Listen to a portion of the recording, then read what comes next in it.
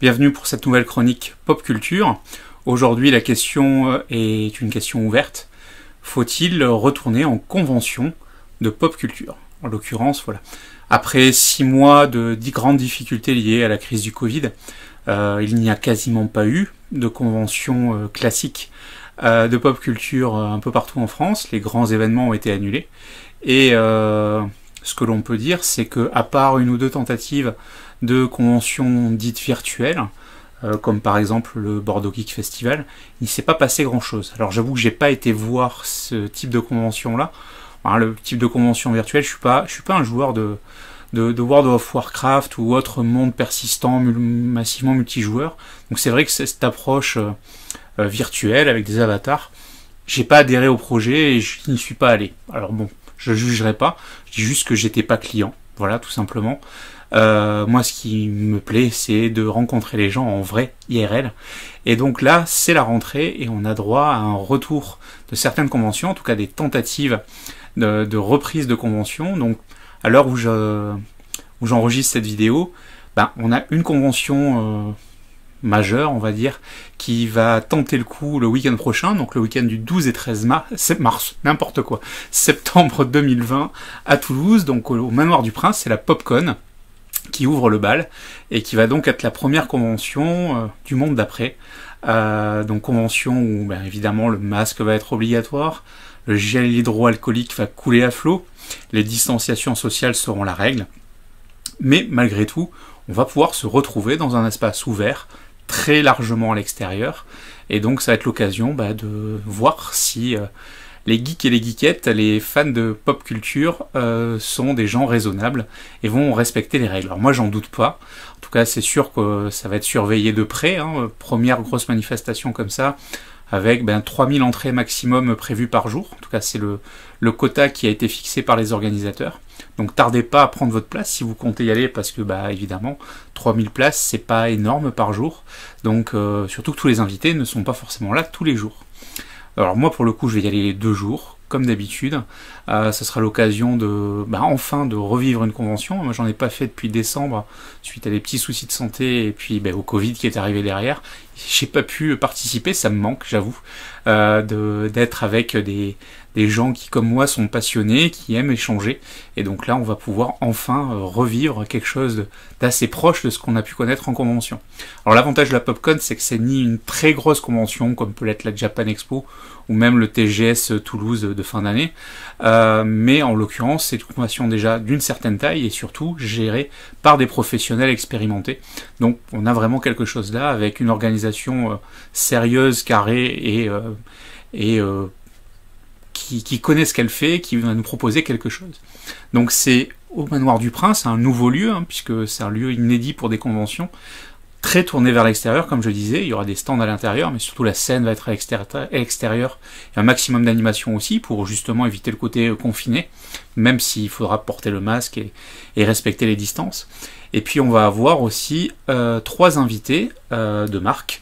En l'occurrence, on a Arben Bajrak Taraj, je suis désolé, il faut que je le lise, je n'y arrive pas autrement, qui est donc un acteur qu'on a pu voir notamment dans Taken, dans Harry Potter, et moi pour ma part surtout dans la série Mission sur OCS, Mission qui partait vers Mars, où il a un rôle assez ambigu, et où je trouve qu'il est vraiment exceptionnel de justesse et d'inquiétude, voilà. Donc moi je serais ravi de pouvoir le rencontrer, de pouvoir assister à une conférence où il va pouvoir parler de son métier et de son expérience. C'est peut-être celui dont le nom vous parle le moins, et en même temps c'est celui dont la tête est, je pense, vous a déjà marqué si vous l'avez croisé sur un écran. Sylvester McCoy maintenant, qu'on a pu voir dans Le Hobbit, qui est aussi un ancien Doctor Who, et pour ma part que j'ai pu repérer dans Sense8, la série des Wachowski que vous avez pu voir sur Netflix il y a maintenant 2-3 ans, qui était un personnage un petit peu fou, et pour l'avoir déjà rencontré en convention, c'est même plus un personnage à ce niveau-là, c'est le monsieur qui est assez excentrique et qui promet de passer un bon moment à sa compagnie uniquement le dimanche, par contre, si je me trompe pas. Et puis on a Giulio Brizzi, qu'on a pu voir dans Couronne, la série sur Netflix, série plutôt orientée pour ados, série horrifique, qui pour moi n'est pas n'a pas été forcément un grand succès pour moi. En tout cas, je pense que je suis pas le public visé surtout. C'est vraiment une série pour ados et j'ai dépassé un petit peu cet âge-là, j'avoue. Donc du coup, c'est très réussi. En tout cas, une chose est sûre, c'est que sur la thématique ange ou démon, il propose une alternative, une façon de proposer, d'analyser, de mettre en scène les choses différentes. Je vous en dis pas plus. En tout cas, rien que pour ça, ça vaut le coup, même si vous n'êtes pas le cœur de cible comme je peux l'être moi non plus.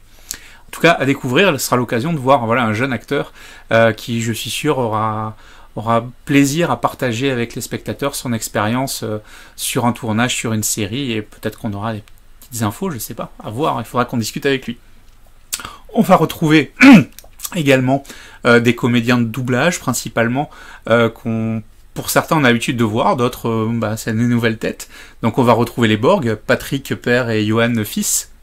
On va retrouver Marc Lesser, Jean-Pierre Michael, et évidemment notre légendaire Brigitte Lecordier, qu'on voit bien souvent, mais pour qui c'est toujours un bonheur de pouvoir discuter avec Sangoku et Oui Oui sur son stand. Voilà, donc des gens très sympathiques, très ouverts, moi que j'ai déjà vu plusieurs fois, et j'ai toujours bonheur à les retrouver parce que c'est un vrai moment de convivialité et d'échange. On va retrouver un pôle bande dessinée, on va retrouver quelques youtubeurs également, et puis il y aura des conférences, du concours cosplay, du rétro gaming, des expos, un espace Japon, des concerts, avec notamment, moi j'ai mon petit coup de cœur concert à attendre, c'est avec Nico Neko, des Neko Light Orchestra, donc Nicolas Chacour, qui va faire un set de piano participatif, si j'ai bien tout compris, donc on va pouvoir lui suggérer les morceaux qu'il va jouer, je crois quelque chose dans le genre. En tout cas, voilà, des moments de convivialité, ce qui nous manquait et qui va être l'occasion de voir si, malgré la crise, malgré les crises du Covid, malgré les restrictions liées aux consignes de sécurité, on va pouvoir passer un bon moment.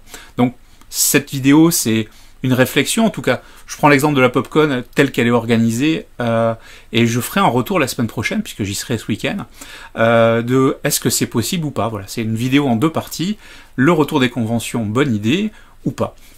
Ce sera l'occasion de faire la conclusion du week-end et de cet aspect-là la semaine prochaine dans une autre chronique. Alors moi, ce que je sais, c'est que j'y vais. Et j'y vais aussi parce qu'il faut soutenir les organisateurs, il faut soutenir les gens qui travaillent dans l'événementiel de façon générale. D'ici quelques semaines, il va y avoir le TGS Pau, qui donc se passe à Pau, qui est ma ville moi d'attache, et j'espère qu'elle aura lieu. Ils doivent décider cette semaine. Pour les mêmes raisons que la PopCon, c'est les limitations. Est-ce que ça va être rentable? Est-ce que les gens vont venir? Est-ce qu'on aura assez d'entrées pour couvrir les frais? Parce que ça a des frais d'organiser des choses comme ça, la sécurité, qui plus est avec le Covid, d'avoir de l'organisation, de la sono, des invités qu'il faut rémunérer, héberger. Donc tout ça, ça a un coût. Est-ce que c'est possible si les gens ne viennent pas? Voilà, donc c'est toute la problématique. Donc c'est vraiment... Aujourd'hui, la PopCon se lance. TGS hésite encore pour l'édition de Pau. Bordeaux a annoncé que Animasia aurait bien lieu début octobre. Donc tout ça fait que ça donne envie d'y aller pour soutenir les organisateurs, pour que ces types de conventions continuent, parce qu'elles nous manquent, et aussi soutenir notamment les créateurs et les vendeurs qui ne vivent quasiment que par le principe de foire et d'exposition tels que ces salons-là. Donc ces gens-là aussi, ils ont passé 6 mois très difficiles, pas d'espace de vente, de mise en avant, obligés de vendre que par internet, ce qui n'était pas forcément leur métier au départ. Et donc pour eux aussi, c'est important de relancer les choses et leur permettre d'avoir cet espace de travail et de commerce et de vente et de soutien de leur création. Donc pour toutes ces raisons-là, moi j'y vais. Si vous avez envie de les soutenir aussi, c'est l'occasion de le faire. Donc il y a la PopCon, je le dis, il y en a d'autres qui arrivent dans les semaines à venir. Moi je partage ça régulièrement sur ma page Facebook. Mais une chose est sûre, c'est que si par contre vous êtes un public à risque, à cause de votre âge, à cause de votre santé, n'y allez pas. En effet, il faut pas prendre de risques, il faut juste trouver le juste équilibre. Si aujourd'hui vous y allez et que vous êtes plutôt en bonne santé et pas spécialement fragile, je pense qu'il n'y a pas plus de danger que d'aller faire ses courses en supermarché un samedi après-midi. Maintenant, c'est vous qui voyez. Moi, j'avoue que je prends le risque, que j'en ai besoin. Voilà, c'est un autre besoin de santé, de bien-être, mais peut-être que vous, c'est pas une priorité, ça peut se comprendre aussi. Donc n'hésitez pas à les soutenir. Moi je vous dis à très bientôt et la semaine prochaine pour la suite avec ce retour sur cette expérience avec le Covid en convention. À bientôt.